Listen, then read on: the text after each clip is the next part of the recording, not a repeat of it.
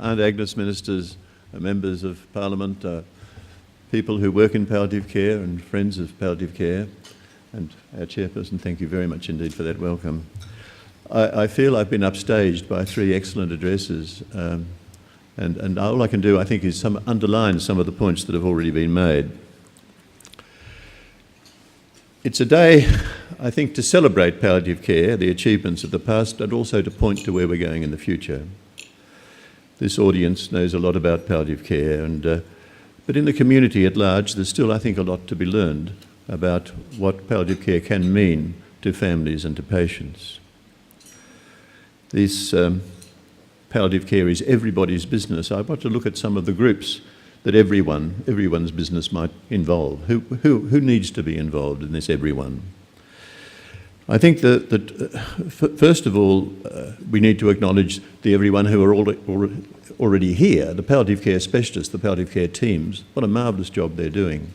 I've been involved in looking at the standards and the process of getting palliative care teams upgrading their standards, and it's very impressive, and something that I think many other areas of health should be doing is looking carefully at the standards that they have set for their work and how they can meet those standards and upgrade their work in those standards. The teams getting together and doing this, I've been very impressed with. But who else is there? Well, first of all, I think the medical profession. I've been able to slip into the MJA for next week a little heading, palliative care is everyone's business. Is it yours, doctor? And that's an important question, because I don't know that as a medical profession we're doing as well as we should be.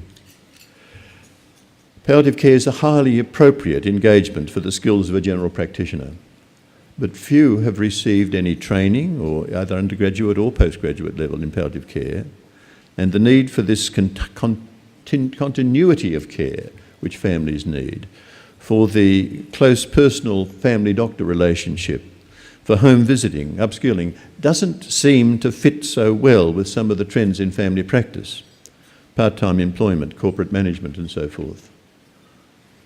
Yet we know from the example of Silver Chain in Western Australia that a cohort of trained, dedicated GPs, remunerated part-time for their time and expertise in supervising care in the local community, can achieve up to 60% of home deaths for their palliative care patients.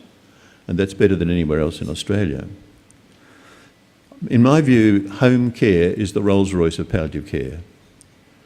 And it's what most persons want, as the Minister has said. We need to look at ways of building on the example of Western Australia to see how we can involve GPs better in the care of dying patients. And it's the GPs who are largely responsible for the supervision of care in the aged care institutions that are increasing numbers of elderly are living in. Now, these patients suffer from a mix of diseases that are not cancer usually, and there haven't been the traditional concern of palliative care teams. The relevance of palliative care, however, to the dependent elderly is something that you can learn a great deal about their care from palliative care. And this is being spelt out quite well by people, some of them are in this room, who are working on how do you bring palliative care approach, palliative care methods, palliative care understanding to the care of the elderly, whether in home or in aged care. So, in those aged care institutions, it's where the advanced directives have been best, I think, looked at. Bill Sylvester has talked about the 80-year-olds and the way in which you can get the 80-year-olds to look at advanced directives for their care. But it needs to come back much earlier than that. And as we've been talking about, how do we talk to each other more about this area? The work that Bill Sylvester's done in demonstrating improved outcomes for elderly persons who were informed and assisted to prepare advanced instructions and suggestions about their future care has been persuasive. The enhanced sense of control. Experience and control is part of health that I've always been very keen on since I studied a Papuan village and saw how people using their traditional methods had a sense that they had control of health situations. They weren't doing it all that well, but they had that feeling that they knew what to do and who to get to do it with them. And that's so important in healthcare. And this sense of control was enhanced for patients and families when they have the opportunity to look at advanced directives. You can see I'm having a bit of difficulty reading this damn thing because it's not too strong, and my aged care cataracts are finding it a bit difficult. However, we'll go on with it. So, very often, the exercise of a careful facilitation of an advanced choice of care will prevent the urgent transfer of a deteriorating elderly person to emergency or intensive care, where death may occur in uncomfortable circumstances in a brief time. And that's ridiculous. But if the individual remains in aged care and dies there, they need then the approach of palliative care, because they're not going to have all this hospital stuff. They're going to have to be looked after properly where they are. And that is the philosophy of palliative care. So, palliative care is every aged care worker's business, and a major effort must continue to provide aged care institutions with the resources and the support that will enable them to do it well. The same thing is true of people with advanced disease receiving care in our major hospitals. When the diagnosis is clear and active treatment seems to have little to offer, if deterioration is expected, our system should withhold futile treatment and focus on providing comfort in the place where the patient wants to be. And that may mean getting them home with good care at home. Our specialists are increasingly corralled into narrow boundaries, knowing more and more about less and less, meeting mainly other specialists in the same area, and focusing, motivated very much on the success of their treatments. Palliative care and informed choice is also their business. If informed patient choice becomes well established in major hospital practice, we may see surgeons stepping back from operating unnecessarily or in desperate situations where they see no real chance of a successful outcome. It's a bit naughty, but you know, surgeons operate because that's what surgeons do. If you go and see a surgeon, you've got to be careful. They're going to operate. We may see cancer specialists more open and hesitant about fourth and fifth lines of treatment for progressive disease. Now, that will require the alternative of comprehensive palliative advice and interest being available within the acute hospitals. And it's not bad in the public hospitals, most places, but in the private hospitals it's not very well established at all. And we've got huge proportions, particularly of the older people, who are privately insured and are in those situations. So palliative care is not so available. And yet cardiologists, respiratory specialists, geriatricians, neurologists also ought to be able to offer guidelines about what's ahead. Be able to move away from saying, oh, well, they're not ready for you yet, which is what I hear, to say, okay, we'll get palliative care involved. I can't do much from what I do, but we can do it a palliative care way. The core concern of palliation is discomfort, and it comes in many forms. There's physical distress, pain and nausea, constipation, etc. And these symptoms can usually be managed pretty well. But they'll often need both the expertise and the persistence to be effectively relieved. You've got to be there, you've got to hang in. You can't just say, I'll come back and see you next week. It's got to be, does this work today? Okay, I'll find out tomorrow how it's going, and we follow it through. Emotional disorders are not so easy. Anxiety, depression, fear. But here, achieving for the patient some sense of control will reduce their intensity simply by ensuring that the interest and compassion are close by. They know who to call and how to find them. There's also social discomfort, loneliness, separation from family and supports, from familiar language and context. And there's cultural discomfort, feeling far removed from traditional roots. The consultations that have been taking place with Aboriginal workers and communities in the Closing the Gap series reveal much more conversation and listening is going to be necessary to really be able to understand the needs of particular Aboriginal families and communities. We are still aiming at palliative care to be every health worker's business. Good palliation needs a broad approach, encompassing all these components, physical, emotional. The Minister said it all. I mean, I'm just following along. Where do we find the resources to do what's necessary? We're not going to find it within the limited specialist services. Very good though they are, we can only do it by making it everybody's business. And here there's another link to recognise and enlarge upon. This week happens to be National Volunteer Week, and the Minister's been on videos to tell us about volunteers.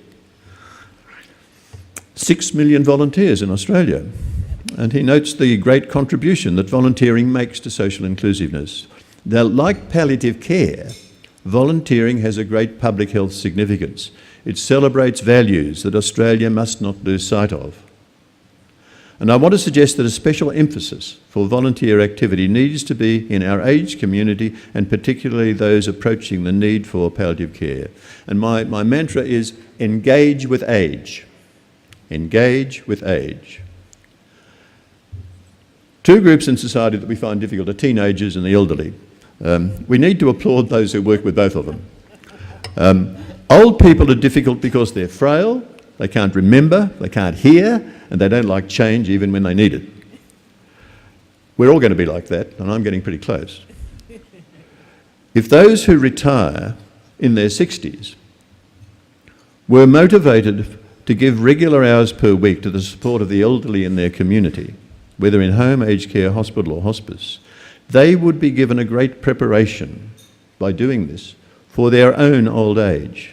They'd begin to understand the relevance of advanced directives, to help their peers begin to frame such for themselves, to talk more easily about it. And they face the choices that they themselves will have to make in the future. Palliative care has got its own National Volunteer Strategy, and there are many opportunities, obviously, for the way in which volunteers can help people who are sick and people who are elderly. I've had a patient who in fact, took it on himself to be the handyman for his own community, and he went around helping old people put in the light bulbs or fix the taps and that sort of thing. There are lots of little things that you can think about. Going to the football, I think, was talked about. You know, taking somebody to the football for that final outing, which we've done once recently in our service. And it was just a heartbreaking experience. Very good for the football team who made the arrangement, very good for the family. Marvellous. So there are lots of things that can be done. The things that you would do for your own mum, for people who don't have a mum to do it for, don't have anybody to do it for them. They're the mums that don't have anybody. All right. So these are the partners who I think we're inviting to join in palliative care celebration. Aged care, respecting patient choices, volunteering, all come together with palliative care, everyone's business.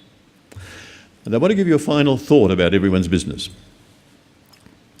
The palliative care approach is relevant to all situations where human beings face progressive personal decay and destruction, when that seems inevitable. It teaches us not to deny what is happening, to face the reality of decline, to avoid futile attempts to reverse its trajectory, not to be distracted too much by alternative measures that don't give more than a false hope, understand the threat in detail, and build control through learning what's necessary to move through this coming time with safety, to mobilise the resources for care, to cooperate closely with those who can help, and believe that you can manage this unsought situation well. You'll find in doing this common purpose, bonding within family and friends, and satisfaction, I'm doing it okay. Some people feel that the world is terminally ill, with global environmental decay and excessive warming. And what will happen? Bacteria, insects, animals and humans will move desperately, trying to move to a place of better security. All plans and preparations, even budgets, will be turned upside down. The palliative care approach holds true. It can't reverse what's happening completely. It can't produce final termination, but it can make it work as well as possible, and it may save the planet.